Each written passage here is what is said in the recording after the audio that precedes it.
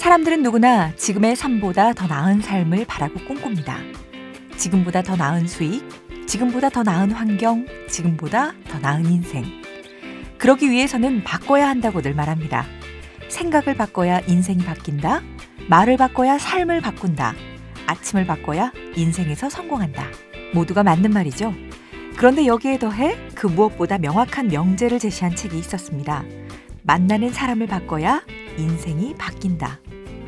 너무나 쉬우면서도 강하게 와닿는 문장이기 때문에 더 이상의 부연 설명이 필요 없을 것 같지만 이 5마디의 문장을 실천하며 실제 삶을 변화시킨 저자의 스토리에서 명확한 확신을 얻어보려고 합니다.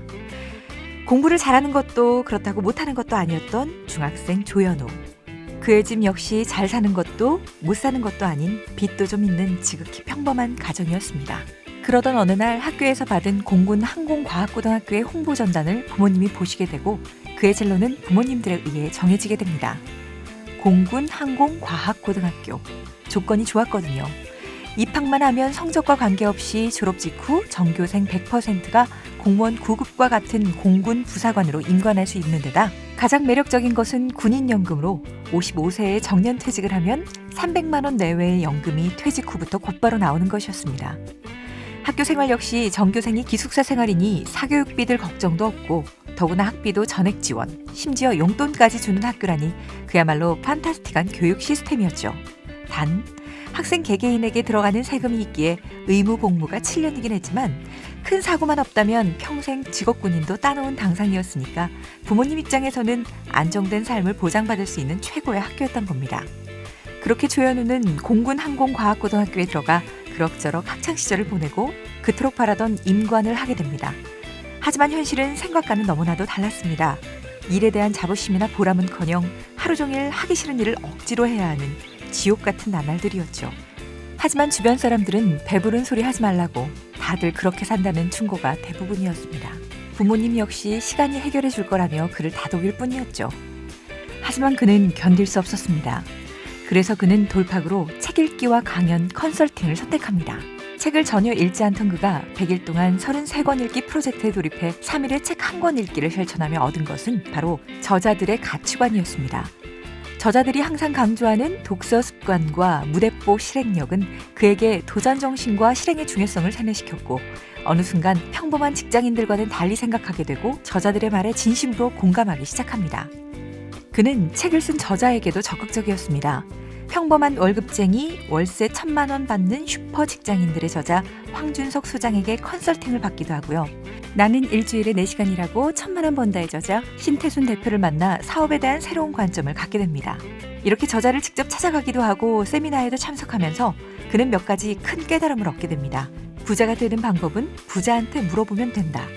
전문가에게 제대로 배우는 것이 가장 시간과 돈을 아끼는 방법이다. 그리고 자기 사업을 해야겠다는 생각을 하게 된 그는 한국영업인협회 1,100만 원짜리 강의에서 인생 스승이 될 총각내 야채가게 대표 이영석을 만나게 됩니다.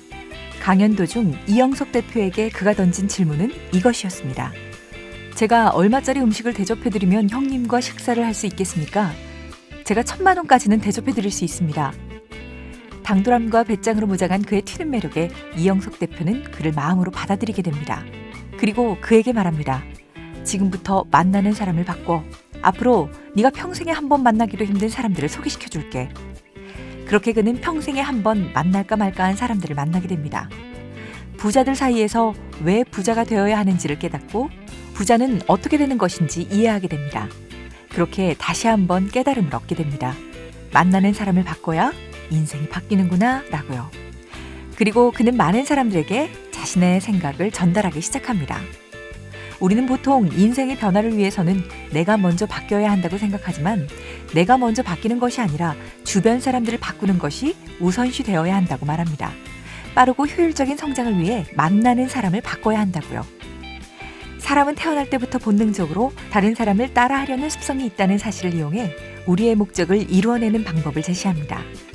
독서 습관을 들이고 싶다면 독서 모임에 가입하고 그들과 친해져서 최대한 많은 시간을 같이 보내라는 겁니다. 옆에 사람들 모두 책을 읽는데 혼자 휴대폰을 만진다면 스스로 굉장히 불편함을 느끼겠죠. 그 불편함이 바로 우리의 습관을 바꾸는 원동력이 될 거라는 겁니다. 물론 만나는 사람을 바꾸는 것도 절대 쉬운 일은 아닙니다. 바꾼다고 바로바로 결과가 보이는 것도 아닐 테고요. 그러나 사람은 본능적으로 어색한 것은 하길거린다는 사실을 기억해야 합니다. 가까운 사람이 책을 읽는 모습을 자주 보다 보면 그 모습이 익숙해지기 마련이겠죠. 보는 것이 익숙해지면 내가 직접 하는 것 역시 훨씬 더 수월해지는 심리를 이용하라는 겁니다.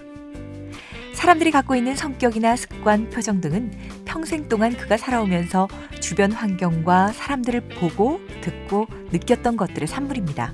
때문에 주변 환경과 사람들을 바꾸는 게 우선시 되어야 한다고 말하는 거죠. 새해가 될 때마다 사람들은 많은 새해 목표를 세웁니다. 영어회화 공부하기, 다이어트, 금연, 독서 등등. 이제 새해 목표를 설정할 때는 이렇게 쓰라고 말합니다. 책 읽는 모임에 가입하고 사람들과 친해지기, 평소에 적게 먹는 친구들과 어울리기, 외국인 친구 사귀기. 조현우 작가는 말합니다. 어떤 목표를 위해 뭔가를 배우기로 마음먹었다면 같은 목표를 가진 사람들이 모여있는 곳으로 가세요. 그리고 그 사람들과 함께 있는 시간을 최대한 많이 늘려보세요. 성장은 항상 다른 사람에 의해 이루어진다는 걸 잊지 마세요.